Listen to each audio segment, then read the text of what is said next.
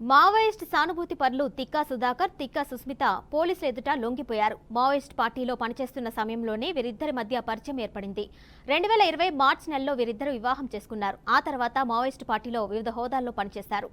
Maoist సిద్ధాంతాలపై నమ్మకం కోల్పోవడంతో పాటు తెలంగాణ ప్రభుత్వం ప్రకటించిన పునరావాస పథకాన్ని ఆకర్షితులై పోలీసుల ఎదుట లొంగిపోయినట్లు తిక్కా సుధాకర్, తిక్కా సుస్మిత తెలిపారు.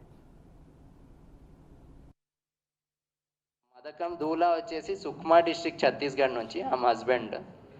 ఈయన కూడా 5th క్లాస్ వరకే చదువుకున్నాడు. అలాగే వాళ్ళ బ్రదర్ దగ్గర కొద్దిగా ఇన్ఫ్లుయెన్స్ అయ్యి సిపిఐ మావోయిస్ట్ ఆర్గనైజేషన్ జాయిన్ చేశాడు. అలాగే ఈయన ఎక్కువగా కాంకేర్, నారాయణపూర్ జిల్లాల్లో ఆపరేట్ చేశారు. ప్రస్తుతం కూడా ఈయన కూడా 2018లో పార్టీ మెంబర్గా ప్రమోట్ అయ్యి 2023 జూన్లో ఏసీఎంగా ప్రమోట్ అయ్యాడు. ఈయన కూడా అంటే protection team, central committee CCM member దగ్గర ఒక ప్రొటెక్షన్ టీంలో పనిచేశాడు. వీళ్ళు మావోయిస్ట్ ఐడియాలజీ నుంచి డిస్సాటిస్ఫైడ్ అయ్యి ఇక్కడ మెయిన్ స్ట్రీమ్ సొసైటీ సమాజంలో రావాలని కోరుకుంటూ వాళ్ళు ఈరోజు వచ్చి వరంగల్ పోలీస్ ముందు సరెండర్ అయ్యారు.